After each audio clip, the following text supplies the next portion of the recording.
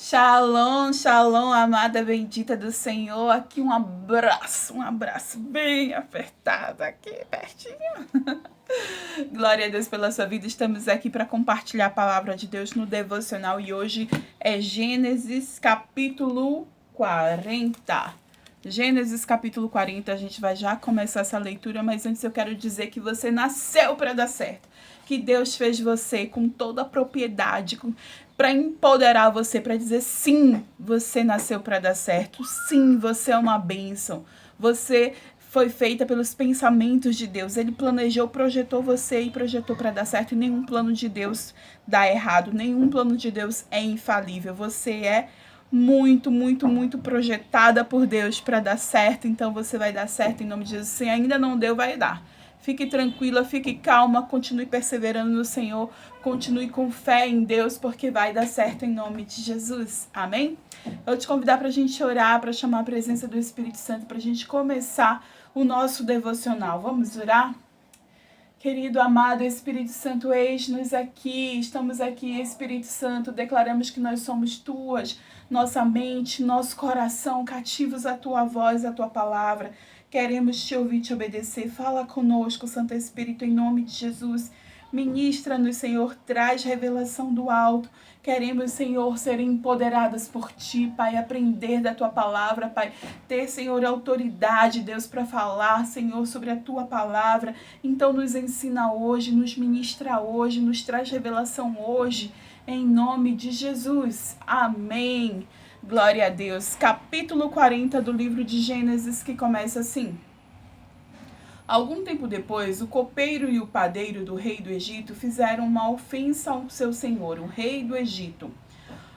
O faraó irou-se com os dois oficiais, o chefe dos copeiros e o chefe dos padeiros, e mandou prendê-los na casa do capitão da guarda, na prisão em que José estava. E o capitão da guarda os deixou aos cuidados de José, que os servia. Você lembra que no capítulo anterior a gente viu José ali fugindo, né, da esposa de Potifar, que fazia de tudo, tramava de tudo para pegar ele, né? E ele ali se preservando em santidade, em pureza, ele fugia da mulher do seu patrão, do seu chefe.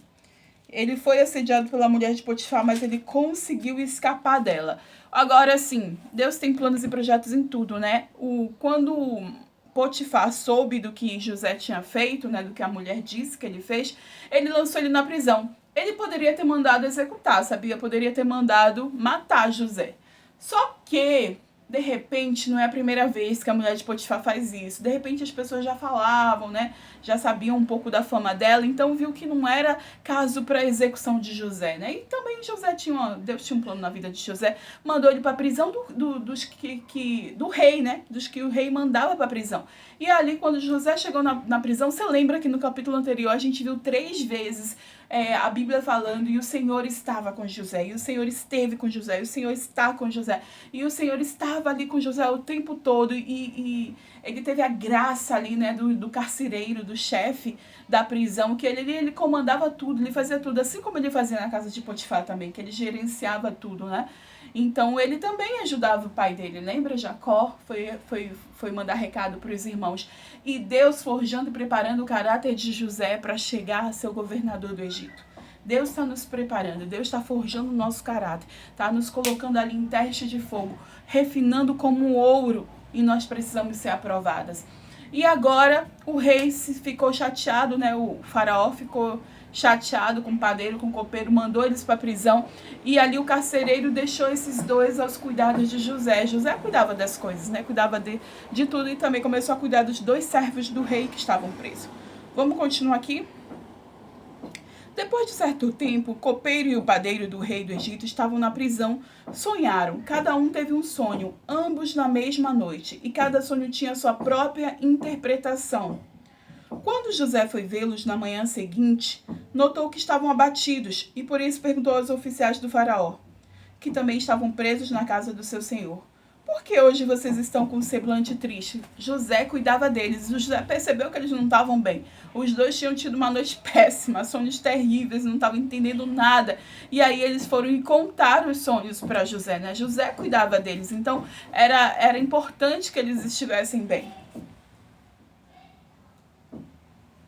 Eles responderam: tivemos sonhos, mas não há quem os interprete. E disse-lhe José: não são de Deus as interpretações? Conte-me os sonhos. Olha só um dos dons e talentos de José sobre os sonhos, sobre revelações, sobre interpretações. E aí ele fala: não é de Deus? Me conte aí. Então o chefe dos copeiros contou o seu sonho a José. Em meu sonho, eu vi diante de mim uma videira com 3 ramos. Ela brotou, floresceu e deu uvas que amadureciam em cachos.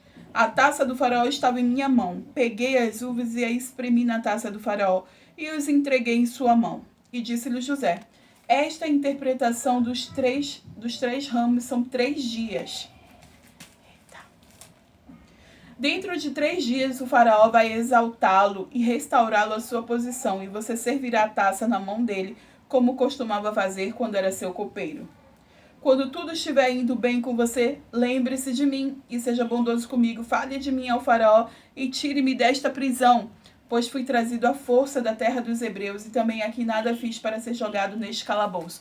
Então José estava falando: cara, eu não fiz nada, meus irmãos me venderam, eu fui para a casa de Potifar e lá aconteceu um negócio e agora eu estou aqui, então lembre-se de mim, fale de mim para Faraó quando você for restaurado a sua função de copeiro, né? A gente vai ver que 2 anos depois que o copeiro lembrou de José. Mas glória a Deus por todas as coisas, amém?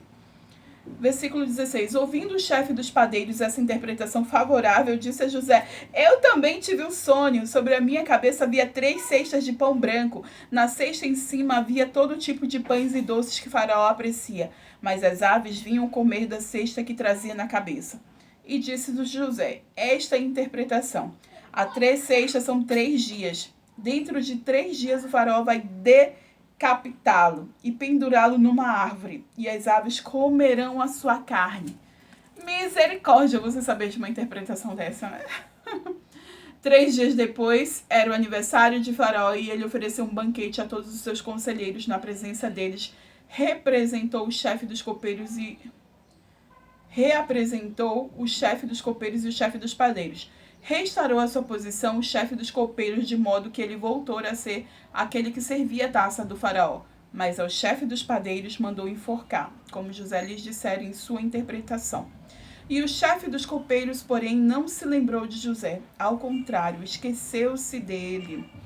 Olha, essa posição do copeiro era muito importante, porque normalmente se o faraó ganhava algum presente, tinha alguma coisa, ele vinha um vinho, uma água, um suco. Quem experimentava primeiro era o chefe dos copeiros, né? Se tivesse envenenado, ele morreria e não o faraó. Então era algo muito importante, ele estava sempre próximo de faraó. E por isso José disse: olha, lembre-se de mim. E a gente viu aqui que ele esqueceu de José. A gente vai ver, né? Tem planos para tudo, tem tudo no tempo de Deus. E a gente vai ver que no tempo adequado, ele lembrou de José e as coisas aconteceram. Então lembre-se, o processo é demorado. Lembra, José tinha 17 anos quando foi vendido pelos irmãos, né?